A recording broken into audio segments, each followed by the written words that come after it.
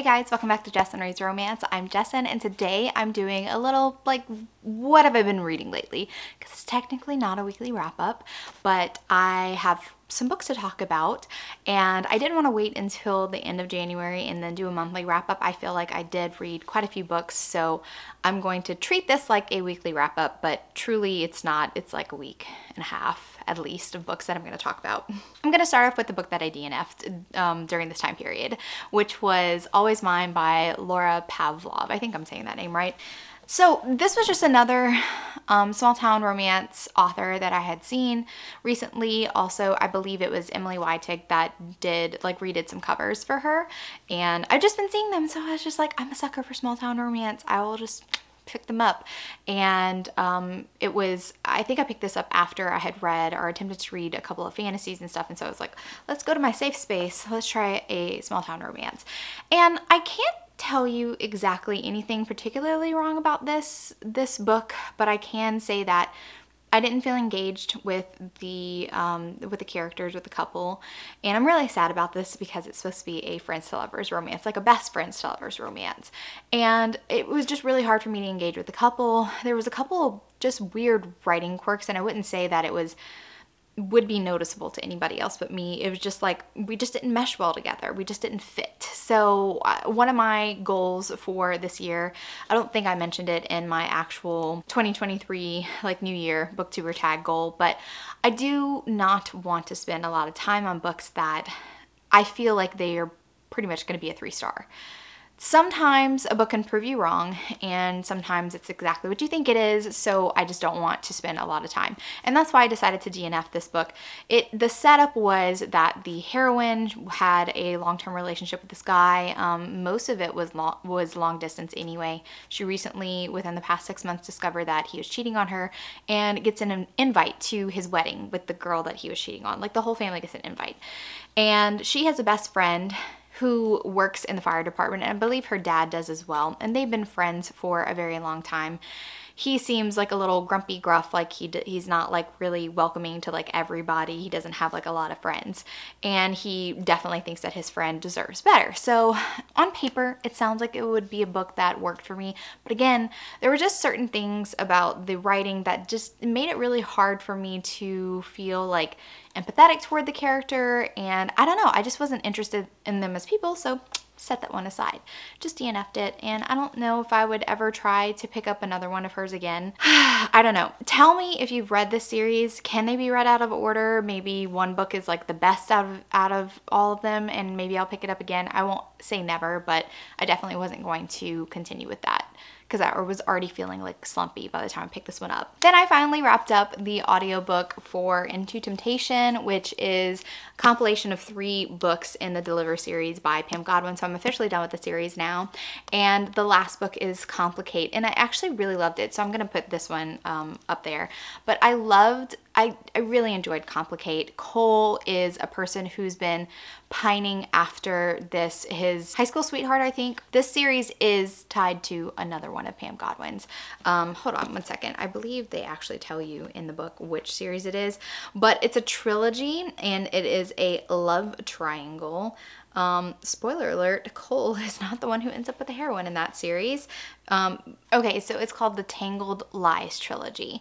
I did not read them, but I believe that Pam Godwin does a good job of setting the story up. So Cole has been celibate for a very long time, and he ends up by getting captured, and he is being tortured by this woman. And of course, if you read the Deliver series, you know that there are very, very difficult scenes.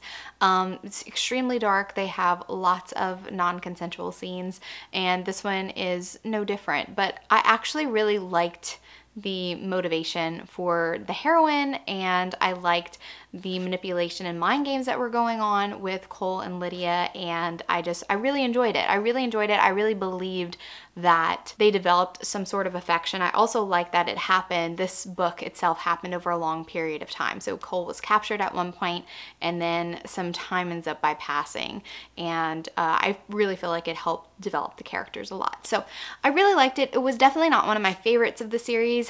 I rated it. I have it on my Airtable. I have so many places where I rate books now. I have it on my Air table as 4.5. On Goodreads, I left it as a 4 though. Let me go check my story graph because if I'm being honest, it's probably 2.5, 4.5 stars, 4.25 stars because I love how Storygraph lets you do quarter stars. I still can't get over it. I won't shut up about it, but it's probably more of a 4.25 stars. That's what it's probably more like. Let's see. Yeah, I put it as 4.25 on Storygraph, so I'm just gonna have to go fix that. It was enjoyable. I'm glad to be done with the series, but I do feel like some of her strongest books in the series are Vanquish, which is book 2. Take is another one of my favorites, and the books in between those are pretty strong as well. So yeah, I am officially done with the Deliver series. It's very dark, and I can't wait to see what Pam Godwin has in store for us for this year, because it's supposed to be another dark romance, right? Very exciting. Now let's talk about The Serpent and the Wings of Night. Guys, I don't know how many times I had to repeat this title for me to remember it. It's just one of those titles where it's not even that hard to say it or anything, but it's just one of those titles that did not stick whenever I knew that I wanted to pick it up. So, Crystal and I both read Daughter of No Worlds, which we absolutely love by this author, and we do plan on reading the rest of the series together as well. She said that she was going to be doing a vlog and a collab with Carrie reading that book, and I was like, oh, I want to read it at the same time as well because we can talk about it. So I picked up The Serpent and the House of Night. See, look, I keep saying House of Night, The Wings of Night. I picked this up and I really had a good time discussing it with Crystal. I had a hard time reading this book. I really did. I struggled reading this book because I think that so much of Carissa Broadbent's writing is so enjoyable and captivating, but this is also a case of I'm comparing the works of an author against each other, which brings me to my rating of 4.25 after rating it all over the place. I generally really enjoyed this story when I reflected back on it once I was done. But like Crystal, I don't feel like it had as strong of an opening as Daughter of No Worlds. Daughter of No Worlds, I was immediately sympathetic towards the heroine, and this book does begin in an intriguing way where the heroine is a child and she is living in one of the human villages. It's just gotten destroyed. She is about to get tortured by these winged vampire creatures, which is part of this fantasy world. And then the leader of this vampire clan rescues her, saves her, sees something in her, and he's like, I'm going to take you under my wing, which is pretty unheard of. Humans have their own land away from the vampires in this world. They have like a human continent, but there are some humans that live in the vampire world, but they're mostly kind of seen as a resource. There are definitely aspects of this world that have not been explained yet because there's different houses, and one is the House of Night, which is why I keep on getting confused with this title. So one is the House of Night, which this is the vampire clan that we are most knowledgeable about. And I say most knowledgeable because we really don't have that much knowledge at the end of this book. But there's also the House of Shadow and House of Blood. These are all vampires. They all have their own like kingdoms. But the person, Vincent, who rescued our heroine, Oriya, that's how I say her name, he is the leader of the current leading faction of the House of Night. There are two factions of the House of Night, and they kind of have power struggles every once in a while. The difference between them that you can easily tell is that Vincent's clan, they are featherless, and the Rishan or something like that, they have feathers. And that's how you can tell the two different warring kind of clans of the House of Night. And one of the things that I don't find as solid in this book as Daughter of No Worlds is the overall plot revolves around these games that the heroine is going to enter into, which is very similar to like the Hunger Games trials. But, you know, the contestants are willingly putting themselves in these games because there is a promise of a prize at the end. And I think that a lot of people really enjoyed the fast-pacedness of it. I did not because I wanted to know more about the purpose of the games. So what are these games all about? I don't feel like the author, Carissa Broadbent, really focused enough on what the purpose of the games are, what the rules of the games are, and why exactly did the heroine want to be in on the games. It eventually is revealed, but again, I still had questions.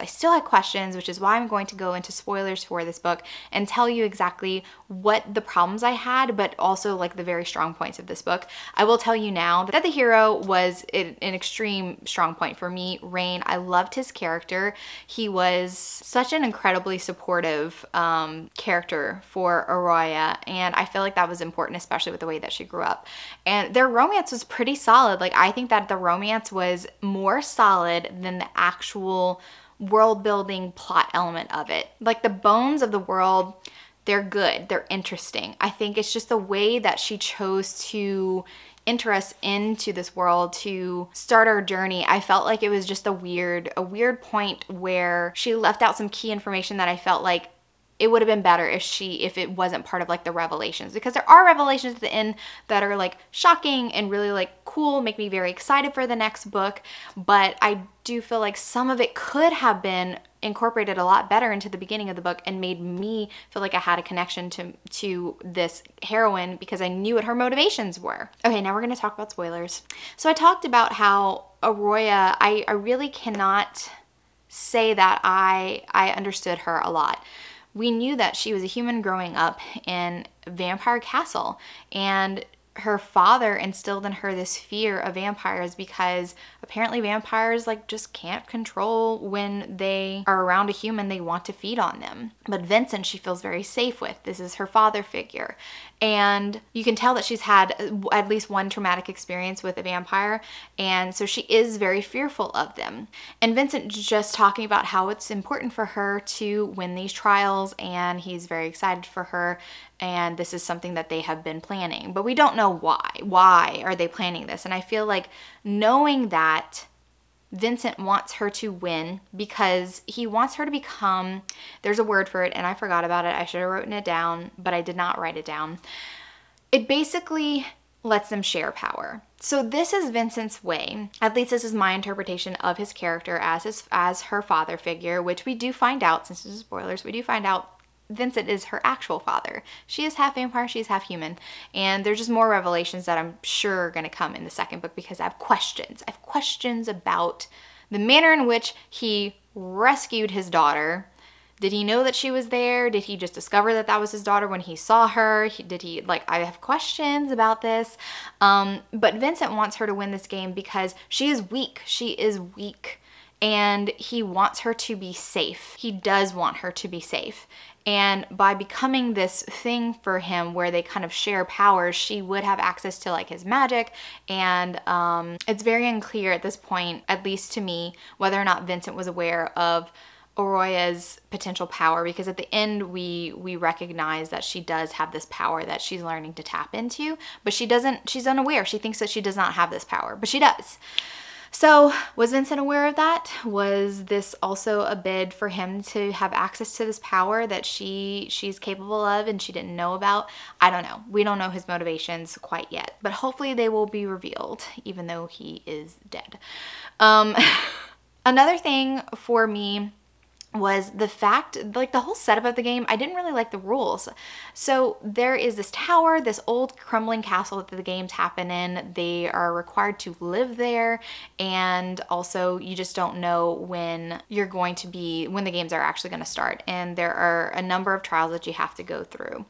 And when she gets dumped into these trials, the first one, it's not even a trial. It's just like being in the castle.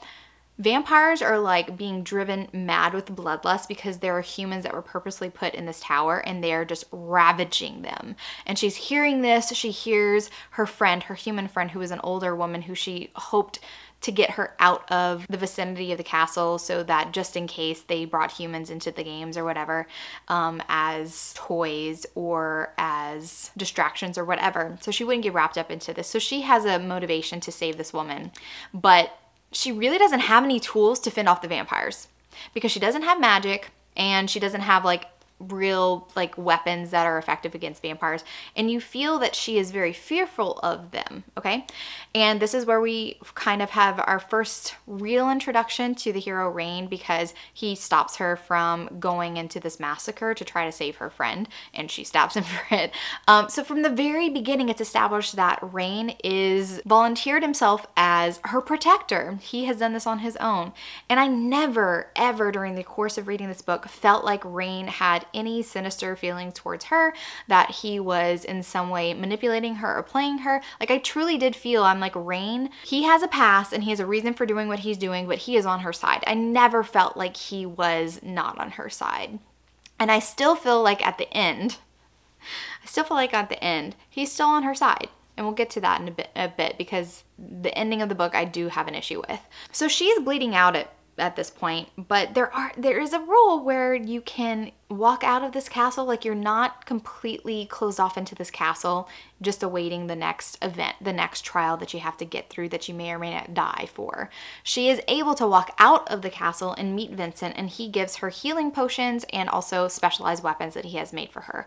And I feel like that's kind of cheating. Like, I'm just like, I didn't like that, but also there's like almost no other way that she could have survived without having access to this medicine, because she could have bled out. Finally, she accepts the help of Rain when she knows that she just cannot hack it on her own. Everyone is making alliances. So she does ally with Rain and his friend, which I forgot her name, but I love her so much. Like, I truly do. She's like a ray of sunshine. She has this fire magic, which is really cool. Really like this setup. She's very distrustful of them, even though she's allied with them.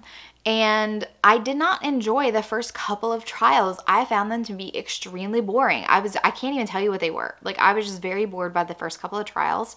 When I was invested in the trials, the first one that I was invested in was when they drank this cup, and it basically melded their minds together for this trial so that she could feel Rain.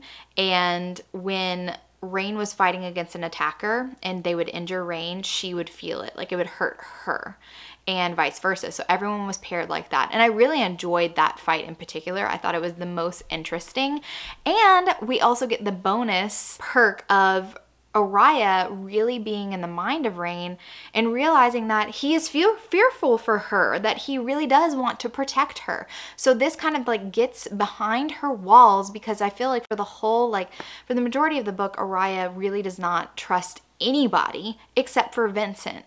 And it's very hard to get to know her or her motivations because they're so simple. She just wants to win these games, and she distrusts all vampires, and that's why she distrusts Rain. And he has a really difficult time convincing her that he truly means her no harm and that he wants to help her. So this goes a long way into letting her guard down. And I'm like, finally. And when these two actually like get together, so she has been traveling into like the human little town that's by Vincent's, castle, and she kills vampires who are trying to attack the humans, like vampires who are literally trying to steal babies and eat them, and she's killing them.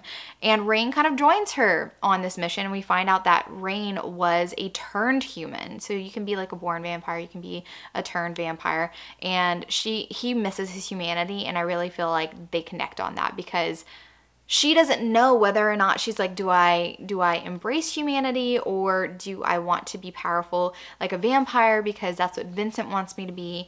And I feel like there's a real conflict in her about her identity. Who is she? What does she want? She doesn't really know, because it's Vincent really like pulling all her puppet strings at this point, and she's believing everything that Vincent has told her. And Rain is trying to convince her that Vincent is not who he seems, that he's actually pretty bad. And I really did have a hard time at one point where Rain is telling her about what Vincent's doing. She gets to see for herself that her father's been promising her that once she wins these trials, that he'll take her to her hometown, the place where he discovered her at, which is a human town. And he's made excuses about why he could never take her before, and it has to do between the war between the two factions of the House of Night. And during the trials of the game, they both realize, Rain and Araya realize, that they are actually, this part of the trial is set in the town where she was born, and it has been completely decimated because Vincent they're in the middle of a war right now. Certain things happen during the course of this to escalate this war between the two factions, and it's kind of happening in the background because we have like our trial plot, and then we have Vincent and him needing a reason to war on the other faction. And he just decimates the whole town. People are like turned to ash. They are dead. And Rain is just kind of like, this is what he does. And she was like, he promised me that I can go here. And so she's kind of questioning, but then she also is making excuses for him. Like he wouldn't be able to do this. Like there must have been a good reason why. Like she's trying to justify it in her head. And so I did get a little frustrated with her because he so obviously does not respect humans. She is the exception to his rule about humans. And later on, there's a scene where he shows her, where she confronts him, and he shows her that he can't wait for her to win these games so that she can be more one of them and see humans for what they are, which are resources, aka food. She shows him basically like almost like a vampire orgy, but everyone's just like drinking willy-nilly from humans, and they may or may not die at this time. And he is just kind of like, look, this is what you're meant to become, and I want you to become this. I want you to think like me. And she's just kind of like, wow, he just does not have respect for human life, but she still loves him. And I do like that element of their father-daughter relationship, that she is a little bit blinded to his flaws because of him rescuing her, because of how protective he is over her. But we see the cracks in that almost from the beginning, because she feels unsafe around any vampires in his court. And if he was a true leader, like, I don't understand why he couldn't make court life safer for her. Why she felt like all the vampires would just not be able to control themselves and drink from her against her will, even though that she was the favored adopted daughter of basically the king. Don't understand that. And also, it seems like Vincent's faction is the only faction that truly cannot control themselves. Even whenever they're like well fed, they just don't desire to control themselves, so they don't. If they want to glut themselves on blood, they will. They just don't have any self-control because they see humans as ants. So yeah. Then we have our final trial, which is like basically trial to the death. Now Rain and Raya are the last ones left, and he has told her, he's like, do it, finish it. He's not going to kill her, and so she does kill him. Immediately regrets it. The goddess comes down and she asks for him to win the trial, and so he comes back to life. Very excited about that. And immediately we have the revelation that Rain, since he was made by the old leader, the king of the rival faction, he has been dubbed the heir, and the heir is going to be the rival to Vincent. And again, we're finally clued into a lot of like what is happening between them, these two rival factions. There's almost a prophecy of like they need to come together or else they're always war with each other. And Rain ends up by killing Vincent after Vincent has committed all these atrocities. And of course, Araya's sad about this, but she also looks at Rain and she's just like, you're evil. But we know his past. He has opened up about his past to her. Vincent has proven himself to be a bad guy that does love her, but he's a bad guy. And she just like, I hate you. You are an evil person to Rain. And I'm just like, I don't get that. I don't get this, oh my God, he's evil. And he does kind of force her into a marriage, but that's because his allies are being like, you need to kill her because now she is the heir. She has become Vincent's true heir. And there's like these tattoo markings that appear that shows that you are the heir. And so they're like, oh my God, we need to kill her so that you don't have somebody who's your rival who can try to overthrow you. And of course, Rain doesn't want to kill her. So his solution is like, no, we're going to get married, because he doesn't want to kill her. He loves her. And she is just hardened her heart against Rain, and I don't understand why. I really truly don't. I don't understand why she's all like, Rain, I don't trust you anymore. Like, I don't get it. Like, we understand why he wants to kill Vincent. I'm sorry, we do. I do. So anyway, that was my thoughts on this book. Very long-winded thought process about the the Serpent and the Wings of Night. And Carissa Broadbent, actually, I was glad that she made this post. Where's my phone? She made this post because at the end of the book in her author's note, it said that this is going to be one of 6 books in a series. And I was just like, I don't know if there's enough story with Araya and Rain to make a 6-book series make sense for me, but luckily she posted this, and there's 6 books total. Books 1 and 2 are the Nightborn duet, focusing on the House of Night. So I believe that Araya and Rain's story is going to be wrapped up in those first 2 books. Books 3 and 4 are the Shadowborn duet, focusing on the House of Shadow, and books 5 and 6 are the Bloodborn duet, focusing on House of Blood. And there's going to be an overarching plot throughout all 6 of them. I am so down for that. I think that that is perfect because I do have questions about the other houses. So very excited about it. Honestly, I'm still going to read the series. I do feel like overall it was a pretty solid read compared to a lot of fantasies that I was picking up lately. And I truly do think that she's a really great writer, and I have high hopes for the next one, that it is going to be better, a little bit more solid, hopefully, fingers crossed. And that's what I think about that. Next, I reread Son of the Shadows. So Crystal and I were doing a buddy read. I ended up by getting ahead of her. I just couldn't stop because I've read this book before. I've loved this book, and I wanted to read it before school like really was kicking into gear. And Crystal was just having a hard time finding time to read it physically. And now she owns like all 3 copies, which I find so funny. But Son of Shadows, it is the sequel to Daughter of the Forest, and it focuses on the next generation. So the heroine of it, Leodon, is Sorce's daughter. And I love this book so much. It gives me all the feels. I don't want to talk about like spoilery stuff. I may in the future do like a Juliette Maurier breakdown of like why I like her books so much. They do have, every single one of her books have a romantic element in it. Again, I would not call these romance books because the romance is very subtle in here, but it is much more present in Son of the Shadows than it was with Daughter of the Forest. Daughter of the Forest, the hero doesn't even make an appearance until like, well, maybe even a little bit past 50% of the book, but the hero does make an appearance earlier on in this one. And I just really love Leodon's journey because she has such a simple life. She's very loved. She's a beloved daughter of both of her parents and has a good home life, and she gets captured by this band of men. They're called the Painted Men, and they're like a ragtag group of mercenaries. And she is tasked with trying to save this blacksmith who got injured. The leader, which everyone calls the chief, and she names Bran, he doesn't want her there. He is very mistrustful of women, and she kind of has to prove herself. And I love how enamored the men are with her. They like just look up to her and look at her with like awe. She's a great storyteller. And I just like how she's so not in her element, but she still owns it, and she's still so badass. But there was a quote in this book that I really loved, and I just feel like it resonated with me as a reader in general, and something that I talk about a lot is the subjectivity of readers, how everyone can read the same book. And you're going to have people that feel differently about it for different reasons because of their life experiences, their personal preferences, all of that. But what matters most is, how does the book make you feel? It doesn't really matter how it made somebody else feel, and you shouldn't get upset if they don't feel exactly the way that you do.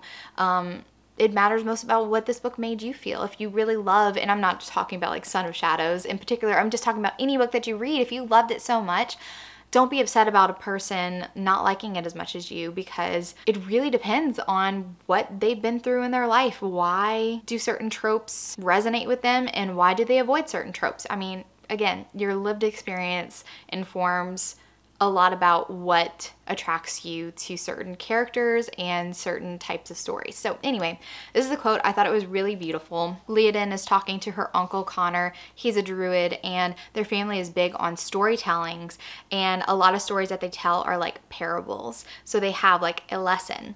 And this is the quote that I love so much.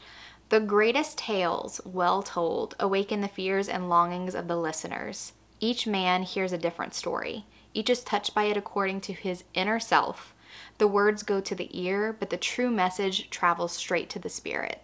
And I think that that's so true of books. Like, everyone can hear the same story. And earlier on in Son of Shadows, there was a big gathering, and Connor told a parable, and he asked, he's like, Leodon, what message do you take from the story? And she had her own take on it. And then her brother gets asked the same thing, and he was like, well, I mean, obviously the story is trying to tell me that I need patience or whatever. And Connor just kind of like, no, it is not trying to tell you anything. It is very dependent on what you feel is a priority for you, what you feel is important for you. That's how you get your message from the story. It's very personal. And I just really like that quote. I just really like it, and I'll probably use it in a couple of videos in the future when I talk about reading books like that are recommended by people who you think have similar tastes to you, but then you could read the same book and still have very differing opinions about it. So anyway, it's just like a thing that I like to talk about, so you're gonna hear that. The next two books that I read were Saving Verico and Tempting AUZED, and this is part of a sci-fi series that I started last year. I think there was only one book whenever I first listened to it. Choosing Theo is the first book, and they're on AnyPlay, so I was like, yeah, I'm listening to these audios. I did not like Saving Verico as much as Tempting AUZED.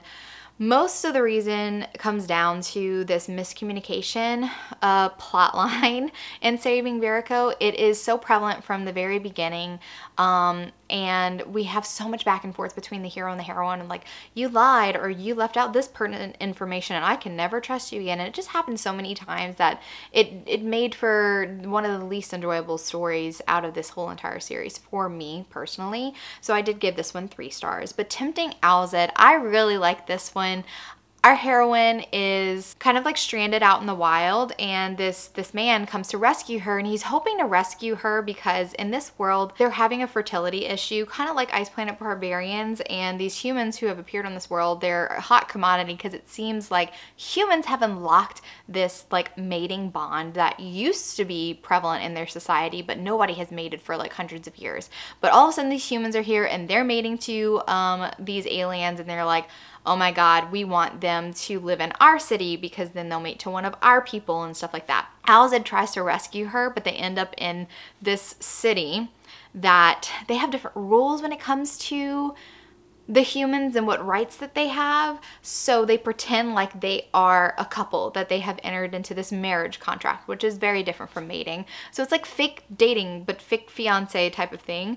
And their cultures are so different, so it makes for some very humorous scenes. I really enjoyed them as a couple, the mutual pining and a little bit of miscommunication, but like the good kind, like it didn't frustrate me, and I just really enjoyed it. So I gave this one 4.5 stars. Then I read The Theory of Earls by Kathleen Ayers, and Crystal recently did her vlog when she was reading with Carrie. They were reading fantasy romance, The Serpent and the Wings of Night, and another book. And she mentioned that I talked about this book where there was something noticeable to me that kind of, it didn't ruin my reading experience. I did end up by finishing the book, but it was something that I considered a flaw that Crystal was like, I don't know if I would have noticed it. And I don't think if you listen to the audiobook for this, you will notice it.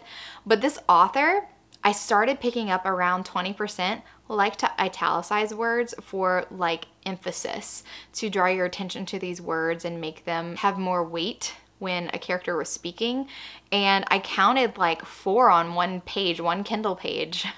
And that's when I first noticed it. I was like, why should I italicize so much? Like, it was just, for me, something that was very noticeable in the writing. But the story is that our heroine, Margaret, she is an heiress, but her aunt, who is kind of in control of her funds because her parents have both died, she is trying to force her to marry, and this guy that she's trying to marry her to is just not it. He is just ugh, you know? And she's trying to find her way out, her ticket out. She really doesn't want to marry anybody.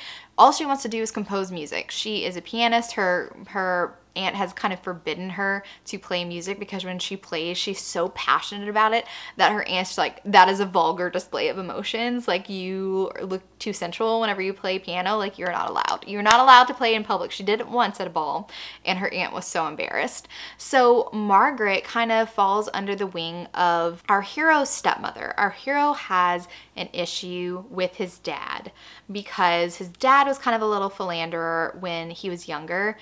And we find out that Tony is the hero's name. Tony's mom, when she was pregnant, found out that the dad was cheating on her with her own lady's maid, who she was friends with, as much as a, you know, duchess can be with a lady's maid, and that the lady's maid's child was actually her husband's child as well. She ends up by dying, tragic circumstances. So our hero Tony blames the father for it. In more recent years, the father did end up by remarrying, and Tony actually likes his stepmother and his half-siblings. They are all girls and they all have like these Greek names. It's really cute. And she really wants to mend this rift between them, but like he refuses. He and his brother absolutely refuse. They also own like a gaming hell type of thing as well. Little side note. But she has a chance meeting with our hero, and he kind of like helps her try to escape the betrothed that her aunt wants her to marry. The problem is he's kind of vowed, just like the Duke and I, in Julia Quinn's Duke and I, vowed that he is never going to marry because he's his father's heir, and he's never going to have children so that their line can die, and that's how he's going to get back at his dad. Honestly, it was one of the failing points in this story, I would say, just because he played a little hot and cold for me, and I feel like that's why this book just wasn't as enjoyable as it could have been, and why it was more of a 3.5 star, right? I did 3.25. I love those 0.25s, guys, so I rated this 3.25 stars, and it was mostly because the conflict in the end, I feel like the hero said some very heinous things, and I don't feel like it's necessary to have them fuck up that bad. Because to me, he said things and then he didn't grovel hard enough to get back in the heroine's good graces. Like, he just did not do enough for me. He said some horrible, hurtful, harmful things to the heroine that I feel like was way too overboard. And I wouldn't forgive him for that. So that's why it was 3.25 stars. But I really liked his family. Like, his stepmother was so amazing. She's one of my favorite characters in the book, actually. And I really am interested in the sisters, and I believe that the rest of the series is about his sisters. So I'm interested in continuing the series, even though it was only 3.25 stars. I still had a good time. So, new historical romance author to read. Then I read Get Thee Off My Lawn by Daria Vernon. I saw Booked with Vi, read this one and really liked it. And I do find like the covers for this author to be very interesting, and I never tried her before. And it also has like swans on it. What was the title? It says a Regency rom-com with a swan problem. And so I was just kind of like, this sounds fun. And it really truly was. We have a very unconventional heroine, and this is like a neighbor's romance. Her swan, she's trying to get these two swans to mate, and Gerald is a swan that has moseyed on to the neighbor's property and is in the lake over there. So April, our heroine, goes over because she's trying to get Gerald to go back to her house so that she can get her two swans to mate for life, because this is her goal. And she tries to capture the wrong swan. Apparently the neighbor has a swan as well, and the son of the reclusive owner of the house sees her and rescues her because she's kind of stuck in the mud in the pond. And this leads to, this is a very fast-paced book, very Insta-lusty, but I didn't mind it because it was so fun. And he takes her into the house so that she can get cleaned up because she is sopping wet. And one thing leads to another. And yeah, so what he doesn't know is that her mom's kind of forcing her into a marriage as well. She is a spinster and they need to marry her off, and they found somebody to do that so that the other sisters can have a chance to be married as well. Her father's dead, so they're kind of like pinching pennies at this point, and she doesn't fit in with her family. Her mom's not really nice to her, and neither is her middle sister, Agatha, I think is her name. Not very nice to her either. She just feels like the odd duck, and she has a bit of a reputation. She is not a virgin heroine, by the way. She's not a virgin heroine, and I like that. It's very rare that you read a historical romance with a non-virginal heroine who has never been married before. And I just really enjoyed it. I really enjoyed the chemistry between April and Leo. I thought it was really fun, and I enjoyed it a lot. So I gave it 4.25 stars. Not quite a 4.5, because I feel like 4.5s I always round up, especially in Goodreads, but it wasn't quite there. It wasn't quite there. And finally, I read Magic Tides by Alona Andrews. This is a long novella in the Kate Daniels series. It is considered 10.5 in the series, so you have to read the whole entire thing. And it's gonna be spoilers, because if you haven't read the Kate Daniels series and you don't know how it ends, then this is very spoilery. So spoilers, I freaking love this book. I gave this one 5 stars. It was so good. I love seeing Kate and Curran again. I love seeing Conlon, and this was just so adorable. I just love how no matter where Kate goes, they have abandoned Atlanta and are trying to make their own, you know, quiet life. They don't want to be known for their former titles and stuff like that. And it's not working out. It's not working out because immediately Conlon has a friend and he's just like, my friend's brother is missing, and Kate of course involves herself because she is the protector of innocence. And I love the way that Curran just knows this about Kate, and he just like, yeah, she's gonna go trot on some toes and they're definitely gonna know that we're making our home over here. Even though we're trying to be like a little on the down low, it's not gonna happen. And it doesn't. It doesn't. One of my favorite parts though was when their new home, which they're renovating. I love how Ilona Andrews always has these houses that like they have to renovate. And I feel like a lot of their own personal life has an effect on that because Ilona Andrews, they share on their blog all the time about their house renovations. They are always renovating. There's always problems. And that kind of like reflects in the story, which I found fun. When their fortress is being attacked, Conlon is told to stay behind, and if he's in trouble, he just needs to call for his dad. There's an issue, like someone's knocking on the back gates, and Curran is occupied with these huge minotaurs, so Conlon's just kind of like, I can handle it by myself, and he's like 9. And he shifts into his warrior form, and he is so proud of himself for taking on these monsters basically. And I just love it how Curran's just kind of like, I'm really proud of you, but this is like a shapeshifter thing. Your mom's not gonna understand. She's gonna blow a gasket because like your life was in danger, but like I had faith in you and I'm really proud of you, son, but like let's not tell your mom. And I thought it was really cute. I thought it was really cute. I loved, oh God, I forgot his name. He's a shifter who's a wolf shifter, and he's like obsessed with Kate and Curran, and he's so excited to find them by chance, and Kate's like, oh no. And I kind of hope we have more of these stories, honestly. I will read anything that is in the Kate Daniels world. I don't want to leave it. I want a sequel to Blood Heir. I want more Kate and Curran. I want to see their life in, is it Virginia? Maybe? I want to see their life there. I want to see them become badass, powerful people there because they can't help it. They are power and they attract followers even if they don't want to. And also, what is up with Jem? I just want to say, in Blood Heir, we get the sense that the way that Jem rules the pack in Atlanta is just so different from Curran, and also there might just be some animosity between Jem and Curran. Like, he makes a mention of it in this novella. Like, I don't know. Do we trust Jem in future novels? I don't think so. Which is sad because I really loved his and Dolly. They had a novella that was part of an anthology, which is how I actually got into Ilona Andrews' Kate Daniels world. It was recommended by a friend at first, and I didn't like the first book, so I was like, eh, and I set it aside for a couple of years. Then there was an anthology that included a short story by Nalini Singh, which I already loved, and then the very next story was about Jem courting Dolly, and I loved it. So that's what got me back into the Kate Daniels series, just FYI. So that kind of makes me sad because it was Jem and Dolly's story that got me back into the Kate Daniels world, but now I'm just like, Jem, you're shady and I don't trust you, so that's sad. Anyway, 5 stars, freaking loved it, love, love, love. Also during this time, I did read the first 3 Vampire Academy books, reread them, but I'm gonna make a whole separate video for that because this one's already long enough. And there's just certain things that I want to talk about in Vampire Academy, and it's specific to my reading experience as somebody who has read them when they were coming out. And now I'm an adult and I'm rereading them, and just, I can't wait because I know that a lot of people had feelings about the first book. I also had feelings about the first book, but for me, it's a bigger conversation. So I'm gonna save that for a separate video that I can hopefully get to sometime soon. Anyway, thank you so much for watching. I hope that you really enjoyed this video, this kind of all over the place video, but you know, it's what's my norm now. It's my norm now. If you like this video, give it a big thumbs up, and if you're not already subscribed to my channel, make sure you subscribe to get notified on any future videos that I do. Thank you so much for watching, and remember, life's better with little HEA. Bye guys.